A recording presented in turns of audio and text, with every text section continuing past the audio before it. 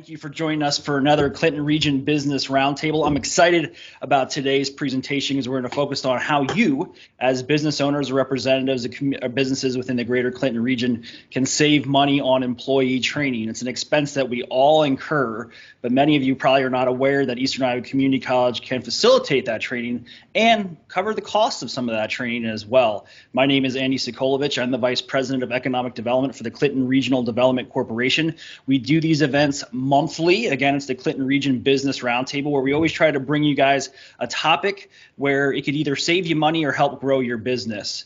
So I will stop talking because you don't want to hear from me. You want to hear about the man, the myth, the legend, Tim Cottle from Eastern Iowa Community College. He's the money guy. He's the one that's going to save you cash on training. So we'll turn it over to Tim Cottle of Eastern Iowa Community College. Tim? Thank you, Andy, and thank you, everybody, for coming today. We like to say we help build our community's greatest resource, which are your employees and your businesses.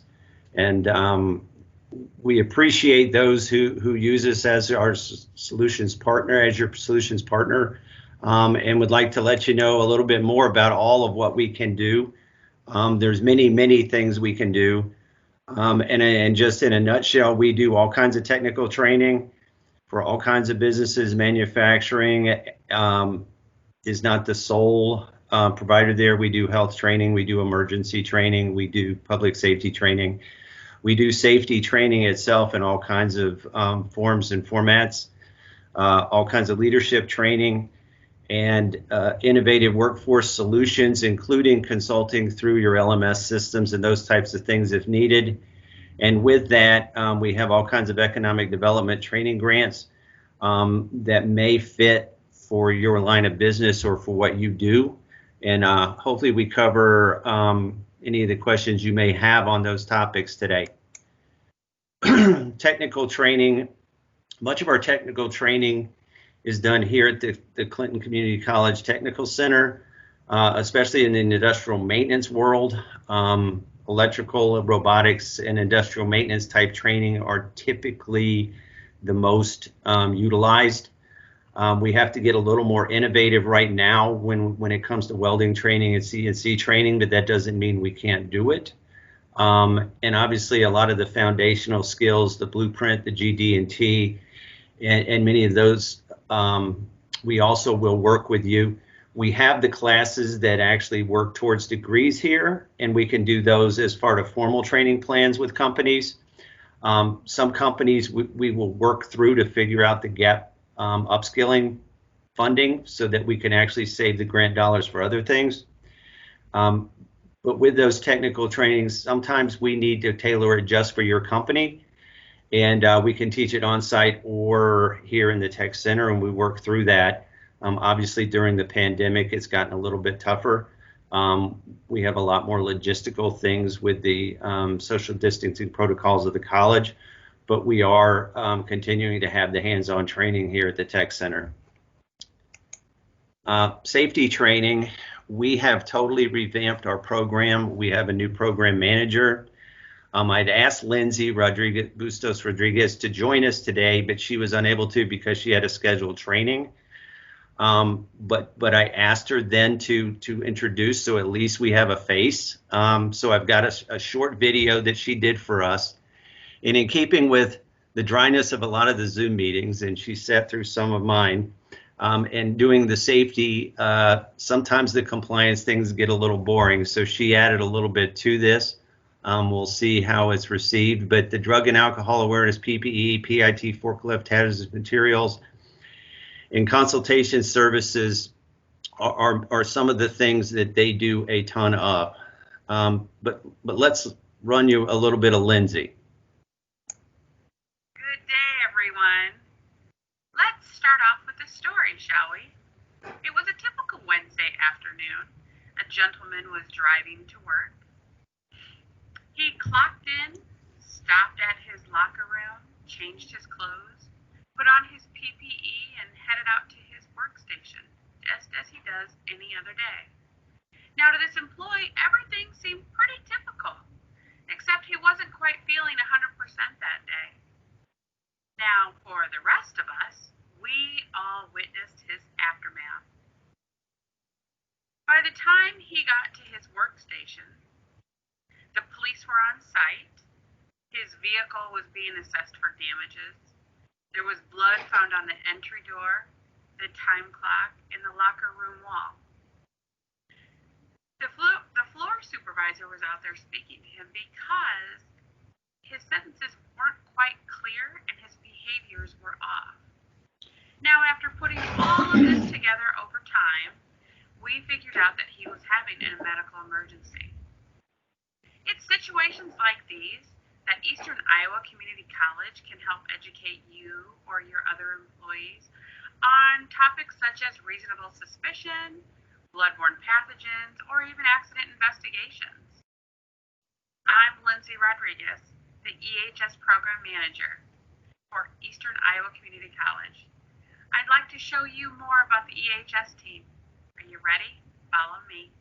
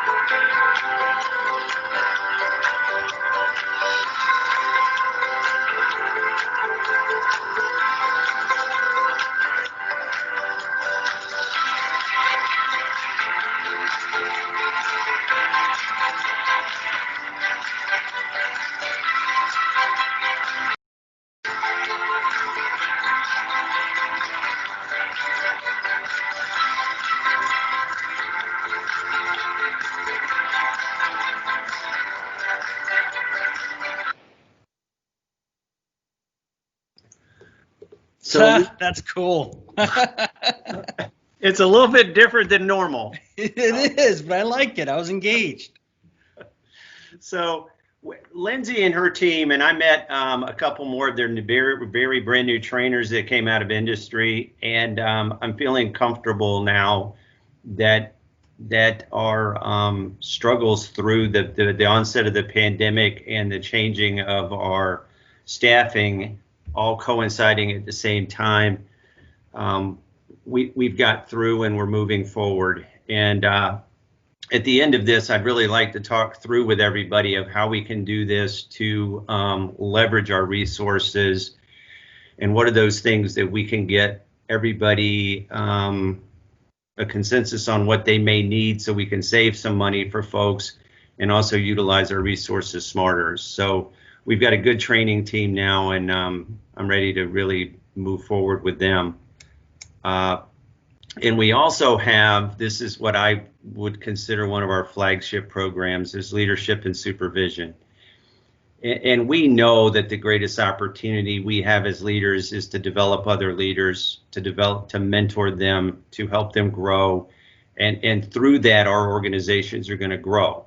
The struggle we all face is time, money, and figuring out how we do it, when to do it, and then not just have the classes, but actually move forward with them and have effectiveness with that, so we coach them along as they continue to grow as leaders. And so with us today is Chris Caves, who is our leadership trainer and she is working through some of our brand new products that we've implemented. And I'd like to turn the leadership and supervision training part over to Chris. Thanks, Tim. Hi, everybody. What a great opportunity to be on with you all on Friday morning. I'm Chris Caves, and I am a full-time leadership development trainer for the Business Solutions team here at EICC. As Tim mentioned, I have a new product that I just love. It's called Frontline Leadership, created by an organization called Trinity Training and Development. It's a 10-module curriculum, and it is appropriate, and I've been using it with entry-level and emerging leaders, so some really great young adults who are showing some promise in their organizations, and their companies are wanting to invest in them. This is a great curriculum for them. We're using it with seasoned leaders, so folks with 5 to 12 years on the job who may have been individual contributors for a large part of their career early on, but the company is wanting to move them into a management role. And so this is appropriate for them because they're going from a position of operations level to leading their peers. And this 10-module curriculum gives them a foundation with some really great management theory and practice to put into play. So that's been great. And I can say I've used this. I just started a group with the Clinton School District. It's director level folks, and we're applying the same curriculum and adapting it to the unique needs of folks with many years of experience, many folks on their team that they manage, but we're able to apply these same modules, these same lessons to emerging leaders as well as seasoned leaders. I'll brag a little bit. I think it comes from my experience working out in industry for so long, acquiring the education credentials and coaching credentials that I have. And it gives me a lot of experience to be able to go in and add value and perspective to audiences, to students along that entire continuum of learning. I love this product. I love how interactive it is. It gets people up out of their seats. It gets people talking, it gets people creating, and a few of the modules, as you can see on the bullet points in front of you, we discuss communication, conflict, change management. In addition to, we've got a really exciting interactive teamwork module, managing performance, coaching for commitment, managing different personalities. And if you know me and we've met before, you know I love a conversation about diverse personalities. And I'm going to be honest with you right now, clients in our workshops really love this discussion because when we can understand ourselves better, we can understand our teams better, and it helps us to put the challenges of COVID into perspective. And we're feeling more confident about how to lead through these challenges. So I'm just really enthusiastic about this product. I'm also a Gallup certified strengths coach. So I offer small group coaching, one-on-one leadership coaching, large group workshops around a positive psychology tool called the Strengths Finder. And I'm also completing my DISC certification. So some of you may be familiar with the DISC personality assessment, and that is actually embedded into the Frontline leadership curriculum. So it's a double-edged sword. We're able to be effective and continue to educate and use personality awareness as a tool for improving communication, for improving team dynamics, for improving ourselves as leaders. So yeah, back to Tim's point, I hope we have some questions at the end that I can be able to answer for you, but this is a great curriculum. And we're having some really great success locally with this right now, both virtually and in person. So here's a quick testimonial. So I love Chris's energy, right? And she may not know this, but a large reason of why I'm in the position I am today is because of Chris. She came and presented at a class that I was in back in 2014 and talked about Strengths Finder. And I just geeked out over the conversation. I geeked out over your energy. I thought it was amazing. And you really kind of shed some light into my future planning. And she can do that for your company as well. So thumbs up to Chris Caves. You're a rock star. Thank you, my friend. And we can't can't get by without saying we do this multiple ways now. So we do have a hybrid version where there's about an hour and a half of live online, and the remainder part of it is through the regular online learning that we've seen in the past with exercises and things. We will explore having that hybrid portion of live online changed to in-person with online, but with the pandemic going on and the ever-changing protocols at the college and rooms and social distancing and things, we know we have to be adaptable. I will say this, we were able to implement this brand new product after the pandemic started. So this was one of those initiatives that actually happened while we were trying to figure out what the world was going to look like. We're now, as a business, I think we're learning to be very agile and move forward. And I think these skills, especially change management, conflict management, are extremely critical in today's workplace. And the other part I'm excited about is you don't have to take all 10. We can cut it down to 5. You could actually take just one of them, and your group of folks would get what they need out of it from Chris. Another thing we're able to do, and that is if you have a particular issue in your plant or your workplace or something you want to drive home, we are able to customize training to meet the needs that you need. Or even if you have the curriculum and you just need a trainer, we can work through that as well. And so I think being adaptable is allowing us to move that forward. Sometimes our teams are tired of hearing it from us as managers, and they just need a third party explaining to them what they need. And that happens in safety as well. You may have the staffs to do it, and they can do it, but the employees after a while just tune it out. And that fresh voice or a fresh way of presenting it is what's needed. So we're there, we're agile, and we're ready to help as we go forward.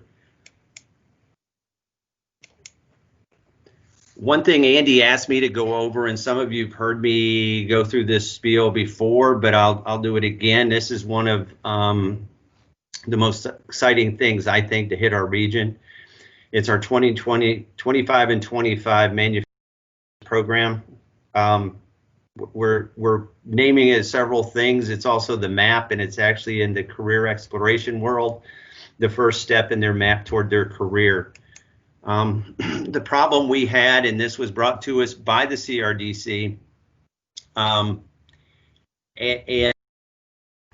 in conjunction with hospitality, retail workers, etc., at the beginning of this, that everybody was laid off, and yet we had this regional problem of manufacturers needing a trained workforce. And we have the training programs, obviously, here at the college, but what we didn't have is awareness of the people in the community of what those jobs were. So with that, if they don't have awareness, they obviously also don't have the necessary skills or don't realize they have the necessary skills to fill those open positions. So we decided we'd figure out how to give them confidence to explore manufacturing instead of continuing to drive by and wonder what's done in those manufacturing plants. Every day they drive by them on the way to the store, or used to drive by them on the way to work. But they weren't going to sit there and jump off the high dive and say, okay, I'm going to go into advanced manufacturing and take training programs. So how did we do that? Was to create a no risk, high reward opportunity for people to explore careers in manufacturing, with 25 classes that last about an hour apiece. They're all online. They can be completed in English or Spanish, and they're completely free. With that free, we had some education and training dollars we could utilize to start it off with, and then through the generosity of sponsors, we had additional funding for folks in our communities to do. We piloted it here in Clinton, and then we went to Jackson County, and then we went to the Quad Cities. We're just now piloting it in Muscatine. In the meantime, we also applied for the Future Ready Iowa Innovation Fund grant. and we were funded for this program as well. So that allowed us to really put a mass marketing campaign is about to start. I can say that we have 24 high school students in Jackson County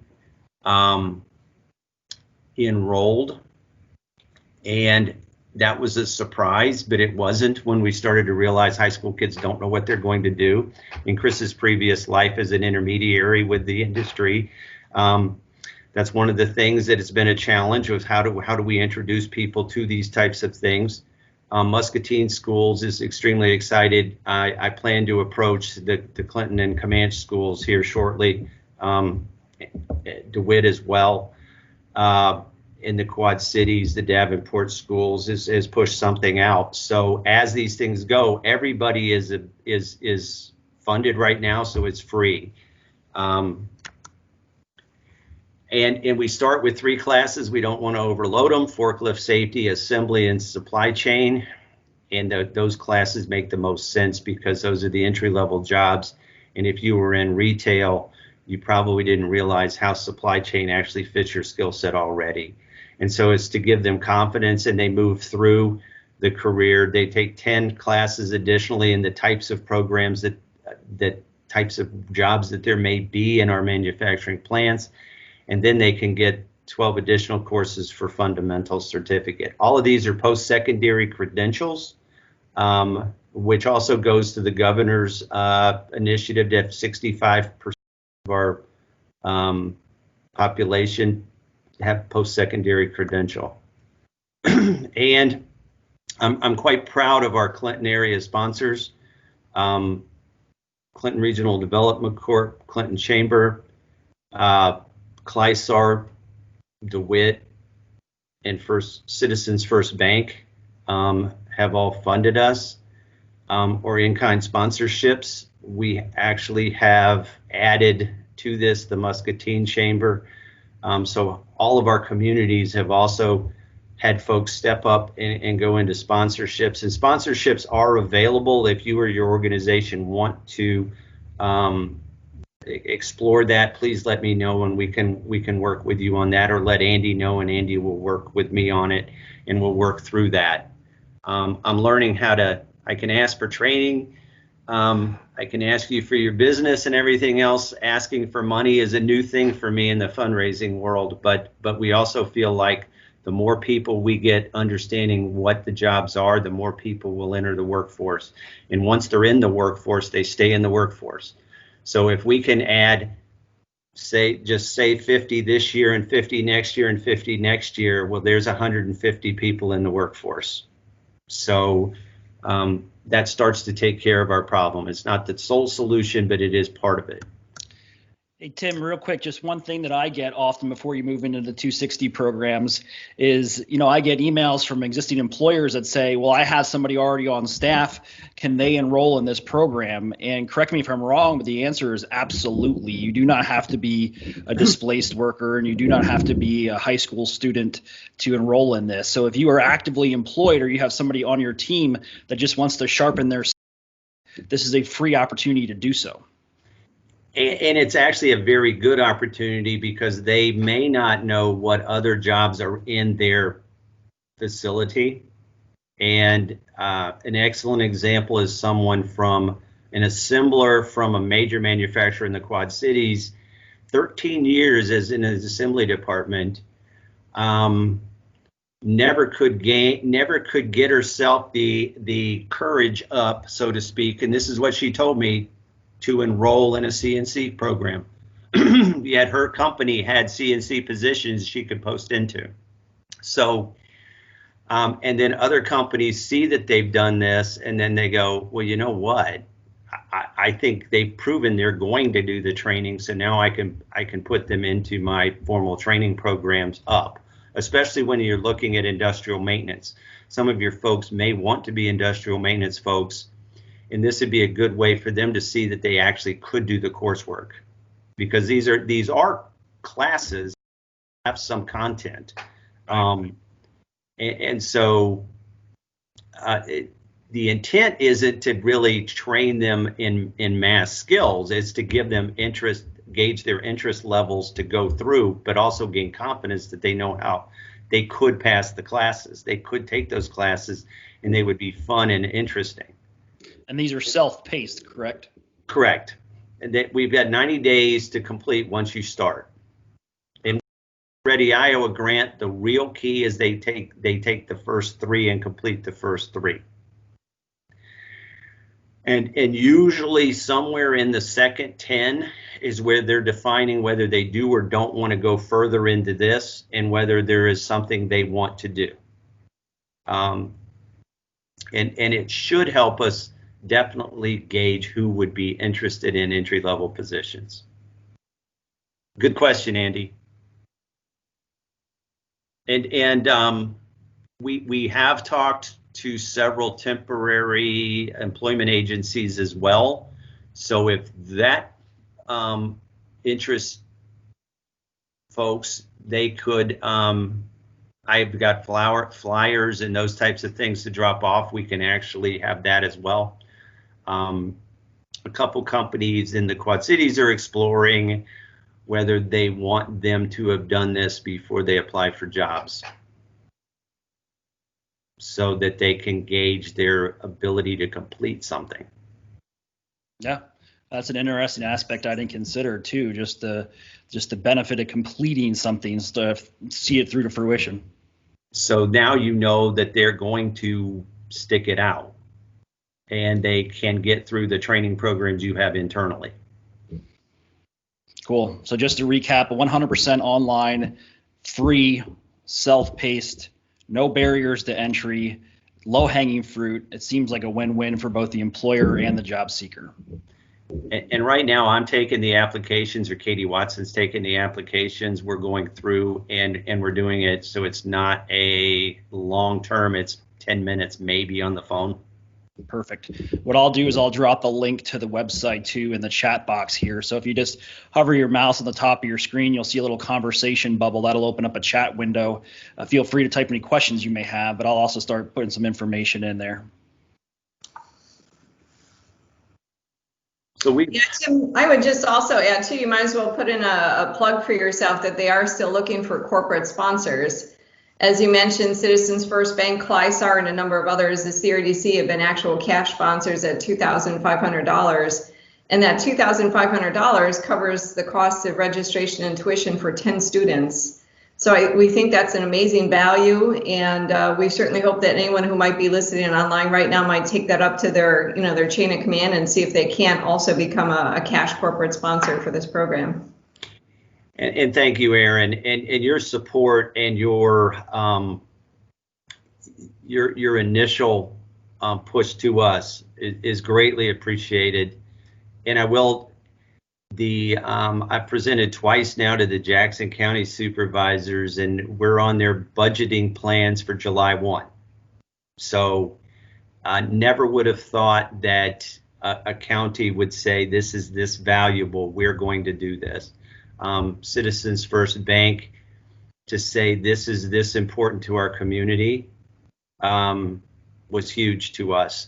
And I think that I will say we had a visit. I wasn't part of the site selection group or anything else. A consultant with the State of Iowa Economic Development went through some locations with us and was in our Long Technology Center.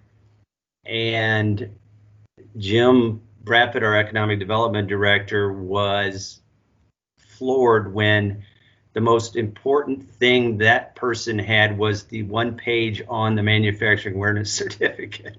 All of the training we had, all of the materials, all the everything else. And what he took away was, wow, they're doing something totally different than everybody else. They're trying to attack this problem from a different direction. Doesn't mean we're not tweaking it, because we're still only 6 months into this.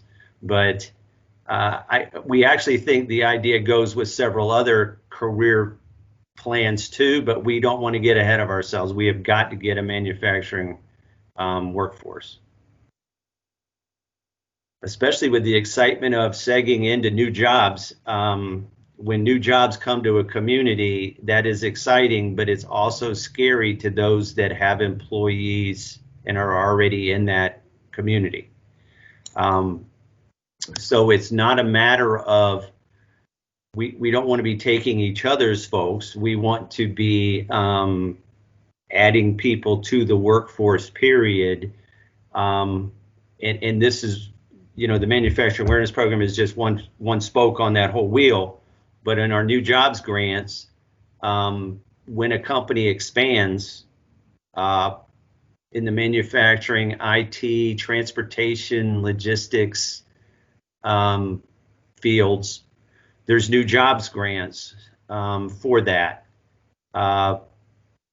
And so work with our economic development and our, you know, I'm sure the CRDC, the DCDC, JCA, and our economic development partners are aware of the new jobs, but that's not only bringing in new plants or growing the plants. It's if you add a new product line or something and are going to have 30 more employees, that would qualify under that. And I don't want to get too deep in the weeds, but it actually, those don't cost you anything because they're the bonds that we sell are paid through payroll diversion of state withholding taxes. So instead of the Iowa state taxes that would be paid to the state of Iowa, they're actually diverted to pay back the bond. So those grants are actually free. So they are a very important tool in economic development. They can pay wages and the training. So that's jobs, and we have it. It's a 260E. Existing workforce is 260F. Those are training dollars where we'll match 30%, or you could say a 30% discount off your training for training your existing workforce. Again, those are in the manufacturing, transportation, logistics, IT type sectors. But we also have some additional training and economic development dollars, workforce training and economic development dollars, that's WTED, which we will introduce into community consortiums and those types of things, or if you have a one-off training, or say the bank needs to have training and we believe it's important to the community and we work through the application process and go. So those actually have the same thing, kind of a split bill. We'll bill you 70% and we'll pay 30% of it through the training grant. So we have economic development dollars that we want to use in our community to grow your workforce. So that's our economic development avenue that we have. And so now we get to the part I really like, is how can we work together? What are some of the questions you have? What are some of the things you'd like to see us do? Anything else we didn't explain that would be better off? And of course, anybody with some great testimonials would be appreciated too. You know, Tim, one thing that I would like to bring up is consortiums. So if you don't have enough bodies to send through and create a full class, you can partner with other businesses and send people together to form a full cohort, correct? Yes. And I think that's where we have been, we are working towards in Clinton. If we know what we need, we could have a safety consortium separate from your regular training grants, or a leadership consortium that says once a month we're going to have a class, Chris is going to teach it, and we're going to go through these 10 modules and we know it. And that way you don't have to sit there and wait until you have enough people at your workplace to do it. So if we have eight people, we could do that and make sure that those folks each had it. So it comes down to what are some of the things you want to see in those, and is there a commitment to do it? Right. And they do not have to be a manufacturer, right? Even if, say, for instance, Aaron wants to send myself and my colleague Stacy to professional development through leadership, we can do that as a nonprofit, correct? Correct. Yep. And the school district can, a bank can, the county administrators can. I think that's the piece that is where it really helps us. That bottom line is where we're able to be flexible within our community, because the community itself needs to grow in order to support manufacturing and all the other avenues as well. A healthy community is what drives the bus, so to speak. And so we know we need to do that. It's just, what are those things that we can rally around? Yeah, absolutely. And if a company requires, and you kind of touched on this, some kind of specific training, and you don't have a facilitator at Eastern Iowa Community College, you can bring somebody in, correct, a third party, and still apply those 260F benefits? We will work with them to do that, yes. And we will, there's times where we don't have that skill set, Right. but we go out and find the person who does in order to provide that training. I mean, Yeah, it's we don't have crane operators, but if someone needs crane training, our safety department goes out and finds someone who is certified to teach those cranes. Yeah, and I think that's something that's often overlooked, is they see a catalog of training that's available, and maybe they don't find specifically what they need, so they move on to something else. But if you get a new piece of equipment in and you need training on that equipment specifically, you can tap into EICC and leverage them as a resource to conduct that training. It's an amazing opportunity that many just don't take advantage of. And you're leaving cash on the table when you're not taking advantage of it. Hey, Tim, this is Matt Langford, if you don't mind. Hey, Matt. I've had some workings with you on this topic here. We've used you guys quite a bit with these grants for outside training. I'm out at Lyondell-Basell. Very specialized training we have out here. Typically, you guys don't have the instructors for that, but we've definitely worked through you for third-party instructors going through these grants, and worked very well with you. I appreciate it. It's good to hear your voice again, Matt. I know you and I worked a lot on career awareness. Yep. My first go round here. Yeah. Good. No, thank you for that testimonial. I appreciate that, Matt. Is there any? I see there's a lot of activity in the chat room, specifically with Chris Caves. Again, the leadership training that's available. You don't have to be a seasoned leader. You can be an emerging leader. You can be a brand new hire.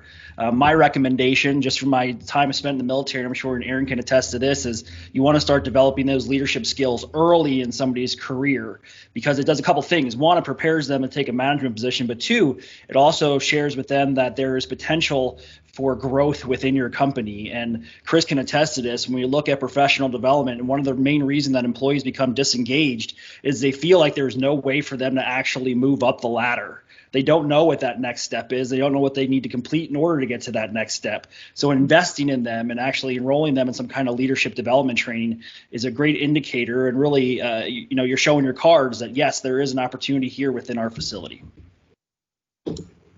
Yeah, Tim, this is Erin. I have a quick question for you. Okay. So you talked about workforce and the potential of creating new jobs, which obviously the CRDC is always focused on. Nestle, Purina, and Timken Company this year both did create new jobs and are still in the process of trying to hire new people. Of course, we don't want a situation where people are just poaching from each other. We want to bring in new people into the community. And given the fact that we're located right along the Mississippi River and right, next to Illinois, and a lot of our employees already come from Illinois and have a larger population than we do, my question really is, to what extent can Illinois residents still use the programs of Clinton Community College, and or if they're existing employees here in the Clinton region working for a local company, but again, Illinois residents, can employers still use the 260E and the 260F programs for Illinois residents who are employees? That is a very good question, and we work it through As provided there's an Iowa resident in the class, we can use the funds. The diversion part of the new jobs, and we put the Timken and the Nestle to our board, so I guess that's public record now. For their ease, the diversion can only come from Iowa State withholdings, but they can withhold from a number of folks. So if it's a new job and the manager is getting skills and that job isn't new, but they're supervising new people, they could use their wages to divert. So the answer is yes, we have to be a little more cognizant of what we're doing on the paperwork side, but we're able to do it. The key is having a person from Iowa in the class, because if we were teaching it to one, we could pay for it. So then the Illinois folks are basically receiving the service. So it's the one-on-one where it would be difficult, but that's very, very, very rare. I think I've only seen it once. All right, great, thank you, appreciate that. So real quick, while we have Chris with us, there's been a lot of conversation in the chat room regarding your frontline leadership training and what that looks like. Do you want to just touch on some of the things that have been happening here in the chat regarding the location of the training, the development of the training itself, what it looks like logistically, and then the COVID response? Yeah, sure. So I'll give you an example of a few of the different projects. As Tim mentioned, we launched this in March, believe it or not. And at the time I was working with Linwood Mining. I was actually training a group of a dozen miners who were all at manager level status, and we were meeting at the mine to do training. So we just continued with masks and social distancing and respecting the guidelines of the company. And the folks, we would meet for half days. And I would say it was once every other week. To get through our 10 modules. So it was important for them to use 10, but as Tim said, companies can choose to customize which of the frontline leadership modules they want for their clients. I'm currently working with a hybrid cohort right now with manufacturers in that cohort, educators, retail, and nonprofit. So it's an interesting dynamic, but it is, everyone's getting value out of that experience, but it is definitely a mix. I would love to take on the challenge of a group of folks in hospitality. We haven't seen a lot of representation from that. I'd love to see a mixed cohort of hospitality folks, emerging leaders or existing leaders. I would love to take on a cohort of public servants.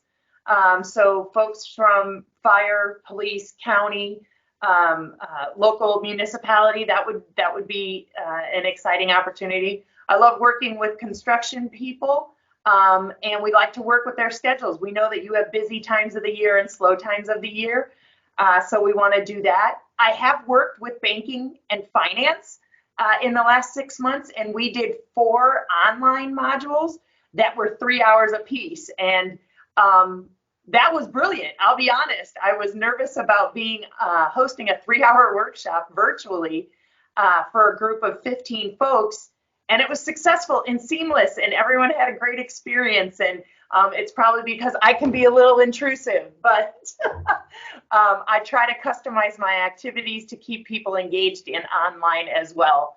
So, like Tim said, I think the secret sauce to our success is adaptability and customization. Perfect. Thanks, Chris. Are there any questions? Feel free to unmute yourself and ask, or just type them in the chat room. Take advantage of the fact that we have 2 amazing professionals from EICC on the call today that can steer you in the right direction. I saw a question asked. Did you see it, Chris, about were you there for the blast? From Linwood Mines, the afternoon. Honestly, I didn't get to stay for the blast, but Linwood was a great host. I will tell you, as a business, who's trying to almost interview me as the trainer. Am I a good fit for their team? They asked 3 of their managers who were going to be in my workshop to tour me around the mine. I spent 3.5 hours at the mine getting to know those folks and what their challenges were and what they wanted to get out of training. And then, to be honest, that really enriched my connection to that group of learners. And I was able to make my examples appropriate for the mine. I was able to discuss specific challenges. In particular, maybe they had something around union, non-union questions that way. But having that experience of meeting those managers up front and being able to not go in blind, I was prepared. I was able to customize my activities to make them applicable to those learners, and I think that they really appreciated that. After 3.5 hours, you were able to find your way around down there by yourself, weren't you, in the mine? I would have been totally lost. It is a dark, deep place. Yeah, I worked there for 3 years, so I know, yeah. I think Chris brought up a very good point that I did not, you know, sometimes when you do presentations, there's points that you should add, you need to add this to that, is we're solutions driven. And if we don't ask you why you need the training or why you approached us, shame on us.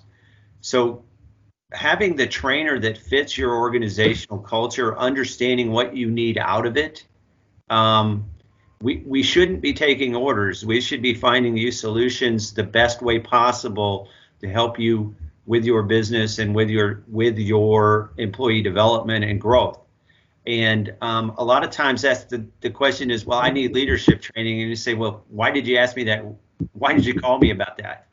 Because we want to get you what you need as quick as possible and make sure that the trainer understands what they're trying to address. And so typically speaking, our trainers will talk with the management team and leadership team where we're doing the training. The consortiums gets a little different because now you've got a number of people from a number of organizations, and that's why that mix gets a little more difficult in the leadership things. But maybe Chris can work through that and talk to each of the folks that have decided to register people, what they're wanting to get out of it. But it's extremely important that we're focused on what you need, because every minute someone's in training is hours you're paying for, and you need return for that investment. Nope, couldn't agree more. Well said. So seeing that there's no questions and seeing that we're approaching an hour of this presentation, what I did is I did drop both Chris and Tim's email address in the chat room. If you want to and have follow-ups, you can just reach out to them at your convenience. This presentation has also been recorded, and I will make this available via YouTube and blast it out via our website and our socials. That's a word now, socials. That's what you're supposed to say, meaning your social media sites. I think that's so cool. So if you have any questions, again, my name's Andy Sokolovich. I'm the Vice President of Economic Development for the Clinton Regional Development Corporation. We always appreciate your support during these Clinton Region Business Roundtables we host monthly. Next month, we're going to modify the date a little bit because of the Thanksgiving holiday, but we'll be talking about apprenticeships, specifically high school apprenticeships. So make sure you're registered for that. Look for the flyer in your email box shortly. All right, if we have no questions and everybody's satisfied with the presentation today, we'll go ahead and call it a week. How about that? Everybody go home for the day. Easy for you to say. Easy for I was going to say, Andy. Thanks. All right, Thanks, take everybody. care. Have a good day. Thank you. Thank you.